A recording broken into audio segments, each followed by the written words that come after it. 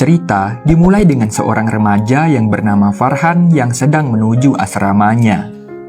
Dia adalah seorang mahasiswa baru di sebuah institut teknik mesin Universitas Ais, India. Farhan dituntun oleh seorang anak yang diberi julukan Sentimeter karena tubuhnya yang mungil. Sentimeter sering ada di kampus itu untuk mencari pundi-pundi uang dengan membantu para mahasiswa. Di kamar asramanya, Farhan berjumpa dengan teman sekamarnya yang bernama Raju. Saat itu adalah awal Farhan mengenal Raju. Raju sendiri adalah orang yang sangat taat agama. Dia seringkali berdoa di kamarnya. Di malam hari, anak-anak di asrama diospek para seniornya. Mereka bertelanjang dan melakukan hal-hal konyol. Di saat yang bersamaan, seorang mahasiswa baru yang bernama Ranco baru tiba di asrama. Namun dia tidak mau mengikuti ospek itu dan malah mengunci diri di kamar. Oh ya, dia ditempatkan satu kamar dengan Farhan dan Raju. Ranco juga mengerjai ketua senior yang memaksanya ikut ospek. Dia membuat semacam alat untuk seniornya itu.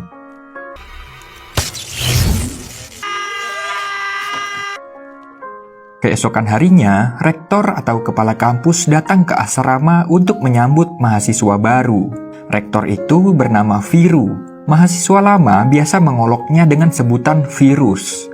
Dia adalah rektor yang sangat menyebalkan.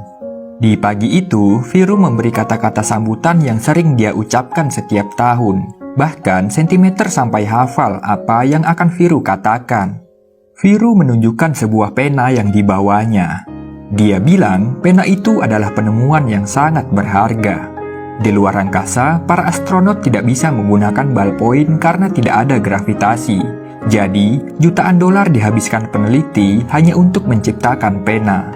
Sebuah benda yang bisa digunakan untuk menulis di berbagai sudut tanpa gravitasi. Benda yang melambangkan kesempurnaan.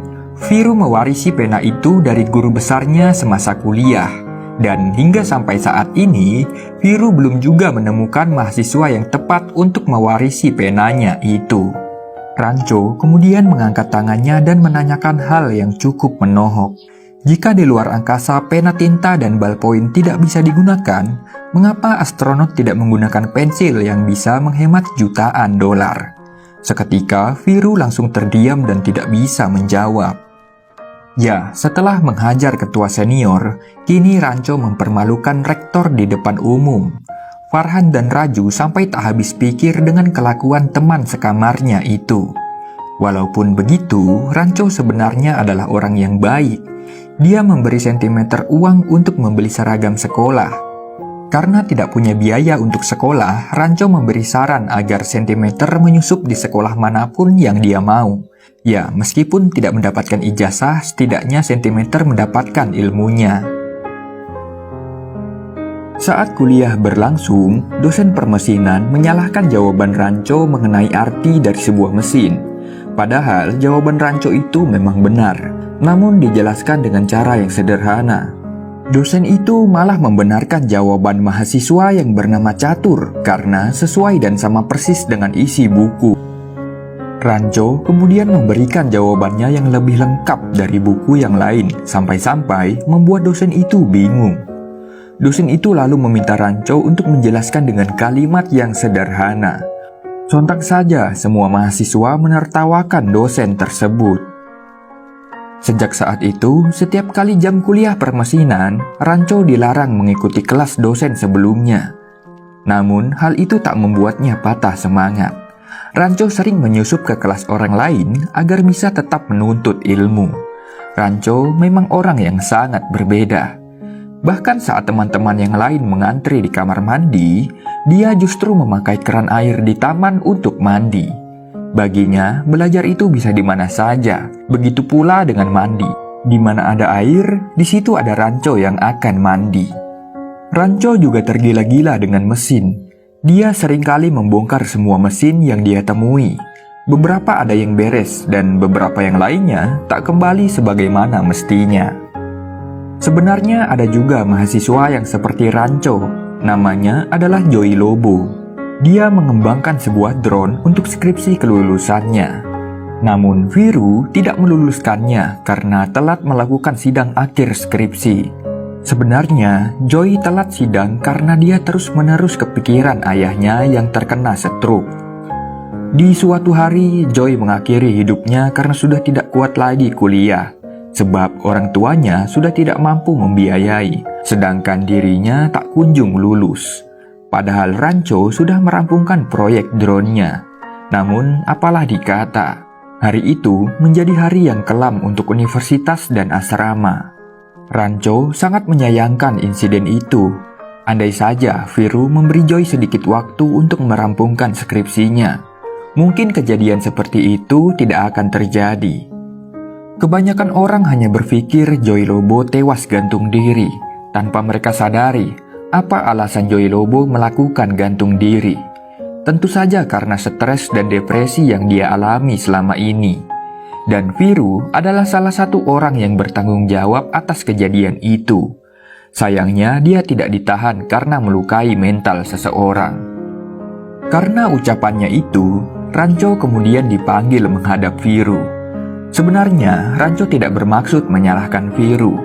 Dia hanya tidak menyukai sistem pendidikan yang sedang berjalan. Sebab berdasarkan statistik, India adalah negara urutan pertama dengan kasus bunuh diri pelajar paling tinggi. Rancho merasa ada yang salah dengan sistem pendidikan di negaranya itu. Namun Viru berdalih bahwa dia tidak peduli dengan universitas yang lain. Yang dia tahu, kampus yang dia pimpin adalah yang terbaik nomor 1 di India. Ya, walaupun kampus dengan ranking terbaik, namun apalah arti dari sebuah angka? Rancho merasa peringkat itu tidak ada gunanya, sebab di kampus itu, para mahasiswa dilarang untuk membicarakan ide baru. Tidak ada penemuan baru. Peringkat itu hanyalah omong kosong. Yang diajarkan dosennya hanyalah menghafal isi buku dan mendapatkan nilai yang bagus. Mereka tak mengajarkan engineering yang sesungguhnya. Viru yang sangat marah membawa Rancho ke kelasnya dan menyuruhnya untuk mengajar. Rancho lalu menuliskan 2 kosakata di papan tulis. Dia meminta semua orang yang ada di kelas untuk mencari tahu apa arti 2 kosakata itu. Semua orang di kelas berlomba-lomba mencari jawaban di berbagai buku. Namun sampai waktu habis tak seorang pun yang tahu arti dari 2 kosakata itu. Rancho menyadarkan pada semua kawan-kawannya bahwa apa yang dia lakukan sebenarnya tidak ada gunanya. Ya, mempelajari sesuatu yang sejatinya sudah tertulis di buku tidak akan membuat seseorang berkembang. Mereka tak akan pernah menemukan penemuan baru. Tidak ada inovasi yang akan muncul. Mereka hanya berlomba menghabiskan waktu mereka untuk menghafal. Dan itu hanya akan membuat pikiran menjadi tertekan. Seharusnya kampus adalah tempat untuk ide baru terlahir. Namun itu tidak terjadi di kampus mereka. Sebenarnya Rancho tidak bermaksud menggurui para dosen atau rektor karena baginya para dosen sangat menguasai ilmu permesinan. Rancho hanya memberitahu bagaimana cara mengajar yang baik dan efektif. Dan Rancho sangat yakin jika suatu saat nanti Viru dan para dosen akan sadar dengan apa yang pernah dia katakan. Karena ulah Rancho itu, Viru kini menyerang 2 sahabatnya. Viru mengirimkan surat teguran pada orang tua Farhan dan Raju. Surat itu bagaikan bom atom yang dijatuhkan di Hiroshima dan Nagasaki. Rancho dipanggil orang tua Farhan yang kemudian memarahinya. Ayah Farhan menganggap Rancho adalah pengaruh yang buruk untuk anaknya.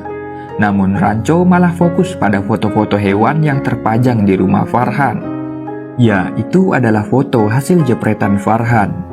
Dia memang mempunyai hobi fotografi, namun ayahnya tak menyukai hobi anaknya itu. Padahal, sebenarnya Farhan memiliki potensi yang besar jika dia menggeluti dunia fotografi. Tak berapa lama, Rancho kemudian diusir. Karena kelaparan, mereka bertiga pergi ke rumah Raju dengan harapan bisa mendapatkan makanan. Rumah Raju mengingatkan 2 sahabatnya pada film hitam putih di era jadul. Kondisi keluarga Raju sangat memprihatinkan. Ayahnya lumpuh karena stroke. Ibunya terus-menerus batuk dan kakak perempuannya meratapi nasibnya yang tak kunjung menikah. Sofa dengan per mencuat dan air yang menetes dari atap yang bocor menjadi pemandangan yang biasa di rumah Raju. Surat teguran dari kampus membuat ibunya sangat kecewa.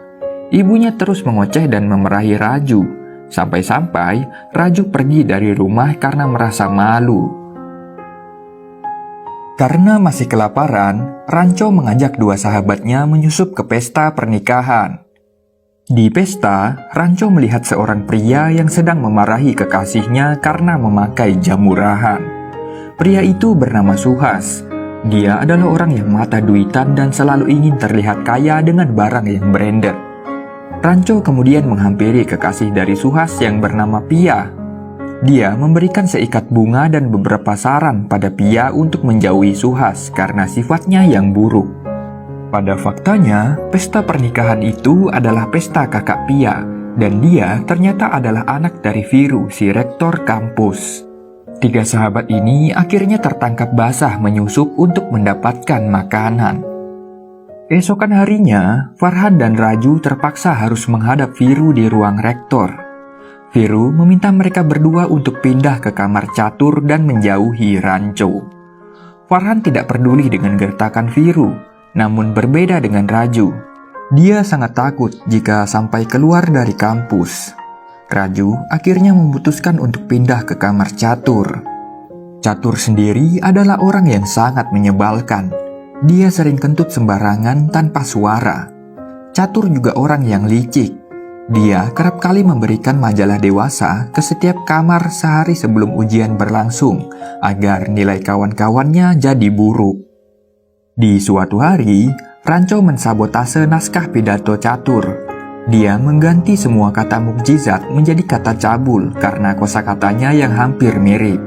Karena pada faktanya, Catur tidak memahami bahasa India murni. Di hari guru seperti yang sudah dijadwalkan, Catur berpidato di depan semua hadirin. Seperti yang sudah diduga, Catur menyebutkan kata cabul dan susu di setiap kalimat yang dia ucapkan. Sontak saja, hal itu membuat seluruh hadirin terus-menerus tertawa sepanjang pidato berlangsung. Pidato itu bagaikan stand-up komedi yang sangat pecah bagi para mahasiswa. Momen itu adalah hari di mana Catur mempermalukan dirinya sendiri. Ya, itulah akibatnya jika hanya menghafal tanpa memahami. Selepas kejadian itu, Catur mengamuk. Dia melabrak Ranco dan Farhan. Dia berjanji 10 tahun yang akan datang, dia akan menjadi orang yang lebih sukses dari kawan-kawannya itu. Di suatu hari, Pia berjumpa lagi dengan Ranco, tapi tampaknya Pia masih belum putus dari Suhas. Ranco berpura-pura memberitahu Suhas kalau jam tangan yang baru saja Suhas berikan hilang. Seketika Suhas langsung marah pada Pia karena dikira menghilangkan jam tangan pemberiannya. Kini Pia baru menyadari perkataan Ranco. Dia langsung mengembalikan jam tangan pemberian itu dan pergi. Ranco lalu mendapatkan kabar buruk kalau ayahnya Raju mengalami kejang-kejang. Dia meminjam skuter Pia dan menuju rumah Raju. Karena ambulan tak kunjung datang, Ranco akhirnya terpaksa membonceng ayah Raju dengan motor hingga sampai tepat di ruang UGD. Raju yang tahu akan hal itu marah pada Ranco, tapi semua kekesalannya seketika berubah menjadi haru, sebab karena tindakan cepat dari Ranco, ayah Raju berhasil diselamatkan. Raju sangat berterima kasih pada Ranco yang mau repot-repot membantu ayahnya. Ya, awalnya Raju memang menjauhi Ranco karena selalu membuat onar. Tapi kini, Raju baru menyadari bahwa Ranco dan Farhan adalah sahabat sejatinya. Tak lupa, saat pulang, Ranco berterima kasih pada Pia atas tumpangan motornya. Dan ternyata, Pia kini sudah single. Dia sudah berpisah dari Suhas. Sekarang kehidupannya sudah bebas. Sejak saat itu, Pia tampaknya mulai menaksir Ranco. Setiap saat, wajah Ranco selalu terbayang-bayang di dalam pikiran Pia. Keesokan harinya, tiga sahabat ini telat datang ke kelas. Mereka lalu mengikuti ujian dengan waktu yang tersisa. Tapi sayangnya, waktu mereka tak cukup. Namun, mereka tetap mengerjakan kertas ujian mereka. Tak lama kemudian, jawaban mereka selesai dikerjakan. Tapi dosen tidak mau menerimanya karena mereka telat mengumpulkan. Ranco lalu menyelipkan kertas mereka ke tengah-tengah kertas ujian yang lain dan mengacak-ngacaknya. Dosen yang tidak mengenali nama mereka pun jadi bingung untuk mengetahui yang mana kertas mereka. Di hari pengumuman hasil ujian, Raju dan Farhan berada di urutan terbawah dengan nilai paling rendah. Dan ternyata, orang yang berada di peringkat pertama adalah Ranco. Ya, walaupun sering membuat onar, pada kenyataannya Ranco adalah orang yang cerdas. Saat photoshoot kelas, Ranco berada di posisi paling depan, tepat di sebelah Viru. Tapi kedua sahabatnya berada di pojokan paling belakang karena ada di urutan ranking paling rendah. Sebenarnya Ranco tidak menyukai sistem ranking, karena itu tidak sehat. Apalah arti nilai di atas kertas, ketika di kehidupan nyata, nilai akademik seperti itu tidak akan terpakai. Yang menentukan kualitas seseorang sebenarnya adalah skill dan akhlaknya. Sistem ranking hanya akan membuat mental seseorang tertekan karena dikucilkan bila tidak mendapatkan nilai yang bagus. Tapi Viru tetap kekeh dengan pendiriannya. Dia bahkan memprediksi Farhan dan Raju tidak akan mendapatkan pekerjaan saat sudah lulus karena mereka kurang pintar di kampus. Sebaliknya, Ranco tidak setuju dengan perkataan Viru itu. Mereka pun bertaruh. Asisten Viru menjadi saksi jika suatu saat nanti Raju dan Farhan sampai mendapatkan pekerjaan, Viru akan mencukur habis kumis kesayangannya. Di suatu malam, mereka bertiga bercanda dan mabuk untuk melepas stres. Ranco memberikan tips untuk dua sahabatnya itu. Dia menyuruh Farhan untuk menggeluti dunia fotografi karena Farhan sangat tertarik di bidang itu. Sebenarnya Farhan kuliah di teknik mesin hanya karena paksaan orang tuanya. Itulah sebabnya nilai Farhan selalu hancur, sebab dia memang tidak tertarik dengan ilmu mesin. Ranco juga meyakinkan Raju agar bisa lebih percaya diri. Raju sebenarnya tidak salah jurusan, tapi dia hanya terlalu takut dalam bertindak. Keraguan-raguannya itu membuat nilainya selalu drop di kelas. Maklum saja, Raju memikul beban yang berat untuk keluarganya. Orang tuanya berharap kelak dia menjadi orang yang sukses agar bisa mengangkat derajat dan ekonomi keluarganya, sebab dia adalah harapan satu-satunya. Namun ternyata Ranco juga memiliki kelemahan karena sebenarnya dia menyukai Pia, tapi dia tidak berani mengungkapkannya. Karena itulah Farhan dan Raju menantang Ranco untuk mengatakan perasaannya pada Pia. Mereka lalu menyusup ke rumah Pia. Ranco mengungkapkan semua isi hatinya yang selama ini dia pendam. Dia juga berbincang dengan kakak Pia yang sedang hamil. Di luar rumah, Farhan dan Raju yang sedang teler malah asik mengencingi kotak surat Viru karena dendam. Suara bising mereka membuat Viru keluar dari rumahnya.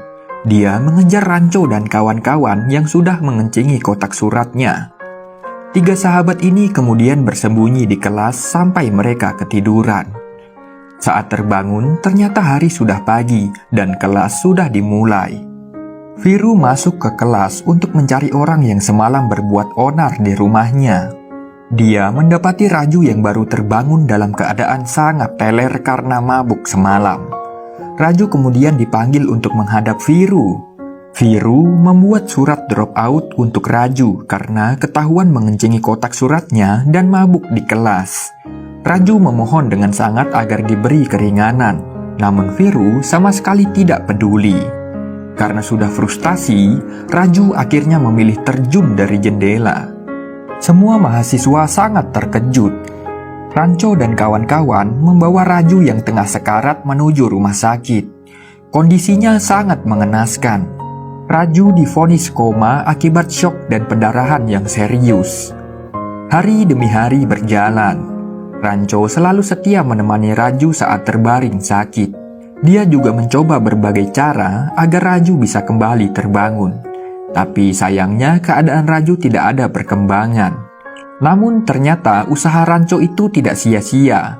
Di suatu hari, Raju menunjukkan kemajuan yang cukup baik. Dia mulai menggerakkan jarinya. Setelah Rancho membujuknya dengan berbagai cara, akhirnya Raju berhasil terbangun dari komanya. Dia kembali pulih setelah sekian lama. Beberapa hari kemudian, Farhan dan Raju mendapatkan panggilan interview kerja. Ya, mahasiswa di kampus mereka biasanya memang mendapatkan panggilan kerja sebelum mahasiswanya lulus. Hal itu karena kampus mereka mendapatkan predikat kampus terbaik nomor 1. Karena itulah beberapa perusahaan sangat percaya dengan lulusan kampus mereka. Namun di hari itu, Farhan menolak penawaran kerjanya. Dia lebih memilih mengikuti passion dan kata hatinya untuk menjadi fotografer. Dia mencoba menjelaskan pada ayahnya kalau sebenarnya dia tidak ahli jika harus menjadi insinyur. Kalaupun dia diterima bekerja, perusahaan akan kecewa dengan kinerjanya karena dia tidak menguasai permesinan. Farhan hanya akan membuang waktunya dalam penyesalan karena menerima pekerjaan yang bukan keahliannya. Farhan selalu mengikuti perkataan ayahnya, tapi kali ini dia ingin ayahnya yang mengikuti kata hatinya. Pada akhirnya, ayah Farhan mengabulkan keinginan anaknya itu untuk menjadi seorang fotografer.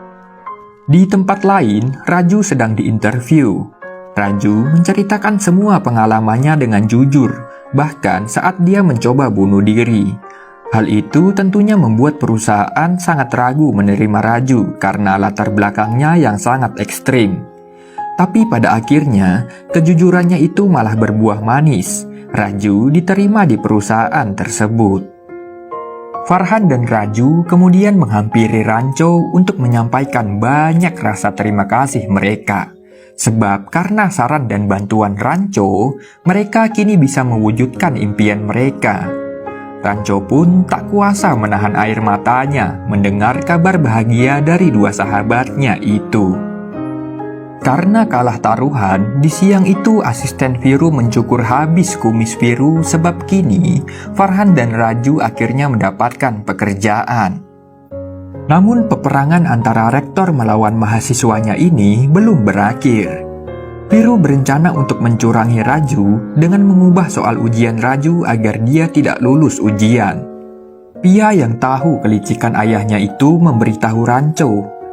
Rancho kemudian menyelinap di ruang rektor untuk mencari soal itu. Tapi sialnya, Viru mengetahui aksinya itu. Viru sangat murka. Di malam itu, dia memutuskan mengeluarkan Rancho dari kampus. Di luar, hujan mengguyur sangat deras, hingga membuat beberapa tempat menjadi banjir. Rancho yang sedang berjalan tak sengaja melewati kakak Pia yang meraung kesakitan karena akan melahirkan. Mobilnya pun mogok tidak bisa berjalan. Viru sang ayah kebingungan mencari solusi, sedangkan adiknya Pia terjebak di rumah sakit dan tidak bisa pulang karena banjir. Dengan sigap, Rancho dan yang lain menggotong kakak Pia ke kampus. Rancho lalu menghubungi Pia dengan video call karena Pia adalah seorang calon dokter. Dengan waktu yang singkat, Pia mengajari Rancho dan yang lain cara membantu persalinan. Mereka kemudian mempraktikannya. Namun masalahnya bayinya tak kunjung keluar.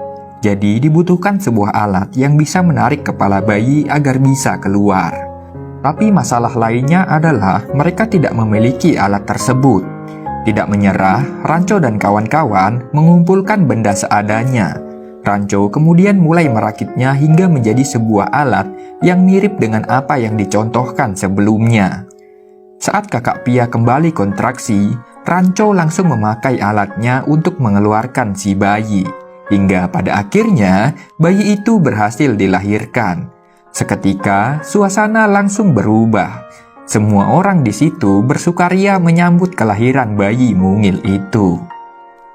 Selepas itu, Rancho kembali pergi meninggalkan kampus.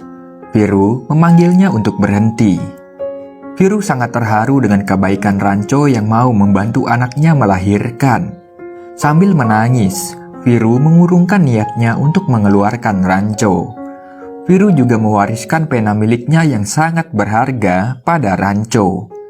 Viru menyuruh Rancho untuk kembali ke asrama dan melanjutkan kuliahnya. Singkat cerita, hari kelulusan pun tiba. Ranco berhasil mendapatkan gelar mahasiswa terbaik di kampusnya. Semua orang sangat senang melihatnya kecuali Catur. Tampaknya dia sangat kecewa karena selalu kalah saing dengan Ranco. Mereka semua merayakan hari wisuda dengan gembira dan penuh sukacita. Para mahasiswa berbahagia dan berpelukan dengan orang tua mereka. Tapi berbeda dengan Ranco. Dia langsung pulang ke kampung halaman dan meninggalkan kampus. Siapa yang mengira bahwa saat itu adalah saat terakhir Farhan dan Raju melihat Ranco. 10 tahun kemudian, semua kawan-kawan Ranco sudah sukses dengan jalan mereka masing-masing. Di hari itu, Catur mengajak Raju dan Farhan untuk bertemu dengan Ranco. Namun bukannya bertemu Ranco, Catur malah memamerkan harta kekayaannya untuk membuktikan janjinya dahulu. Ya, Catur kini memang sangat kaya melebihi Raju dan Farhan. Dia juga memiliki sebuah perusahaan. Mereka kemudian pergi menuju alamat yang diketahui Catur. Beberapa jam kemudian, mereka tiba di alamat yang dimaksud. Sebuah rumah mewah yang berisi banyak orang yang sedang berkabung karena ada yang meninggal. Mereka menyangka itu rumah Ranco, dan ternyata memang benar itu adalah rumah Ranco. Tapi Ranco yang mereka temui bukanlah Ranco yang pernah mereka kenal. Padahal foto di dinding menunjukkan bahwa orang itu adalah Ranco. Tapi mengapa wajahnya sangat berbeda dengan Ranco yang pernah mereka kenal? Sikapnya juga jauh berbeda dari Ranco yang dahulu. Hal itu semakin membuat Farhan dan Raju kebingungan dan heran. Mereka kemudian kembali untuk bertanya, tapi orang itu tidak mau memberitahu. Farhan dan Raju lalu mengambil guci yang berisi abu ayah orang itu. Mereka mengancam akan membuang abu mayat itu ke toilet. Orang itu kemudian menceritakan kejadian yang sesungguhnya. Sebenarnya, dia adalah Ranco yang asli, dan Ranco yang mereka kenal selama ini adalah Ranco yang palsu. Dahulu, orang tuanya adalah ART di rumah Ranco yang asli, namun kemudian meninggal, dan anak itu lalu menjadi yatim piatu. Dia sangat gemar belajar dan juga pintar. Dia juga sering menyusup ke sekolah dan menggantikan Ranco yang asli. Karena itulah, ayah Ranco menawarinya sekolah gratis sampai lulus kuliah. Dan memberinya nama palsu yaitu Ranco. Dengan syarat dia harus memberikan ijazahnya pada Ranco yang asli ketika dia sudah lulus. Ya, saat semua orang bersekolah tinggi-tinggi untuk mendapatkan ijazah, Ranco palsu ini justru sekolah dan kuliah untuk mendapatkan ilmu pelajaran. Dia bahkan tidak peduli dengan gelar dan ijazah, karena itu tidak berarti baginya. Raju dan Farhan bahkan sampai tidak percaya dengan hal itu. Beberapa saat kemudian, Catur mendapatkan telepon penting dari orang yang akan investasi di perusahaannya. Calon investornya itu bernama Punsuk Wangdu. Setelah mendapatkan alamat dari Ranco yang asli, mereka lalu bergegas untuk pergi ke rumah Ranco sahabat mereka yang dahulu. Di tengah perjalanan, mereka juga menculik Pia yang akan melangsungkan pernikahannya dengan Suhas. Mereka semua pergi menuju rumah Ranco sahabat mereka dahulu. Perjalanan mereka sangat jauh. Setelah berjam-jam, mereka akhirnya tiba di alamat, yang ternyata tempat itu adalah sekolahan yang menampung banyak anak-anak. Mereka lalu menemui seorang remaja yang ternyata itu adalah Sentimeter, anak yang dahulu sering mencari uang di kampus. Ya, sekarang Sentimeter tinggal di sekolahan itu dan mendapatkan pendidikan gratis. Mereka kemudian menemui seseorang yang sedang bermain pesawat remote di pinggir danau, yang tak lain dan tak bukan itu adalah Ranco sahabat mereka. Ranco kini menjadi guru di sekolahan yang sudah dia bangun. Dia juga menampung banyak anak-anak yang kurang mampu. Melihat profesi Ranco yang hanya sebagai seorang guru, Catur tertawa terbahak-bahak dan sangat puas karena dia merasa dirinya kini lebih sukses dari Ranco. Tak lama kemudian, Catur ditelepon lagi oleh calon investornya, yang ternyata calon investornya itu adalah Ranco. Dan nama asli Ranco adalah Punsuk Wangdu. Pada faktanya, dia sekarang adalah seorang profesor yang memegang 400 hak paten atas penemuannya dan juga mempunyai kekayaan yang sangat melimpah. Lagi-lagi, Catur kalah dalam persaingan kali ini. Dia meminta maaf karena sudah lancang pada Rancho, sebab Rancho akan menjadi investor utama di perusahaannya. Pia dan Rancho pun kini menjadi sepasang kekasih, dan film ini ditutup dengan akhir yang bahagia.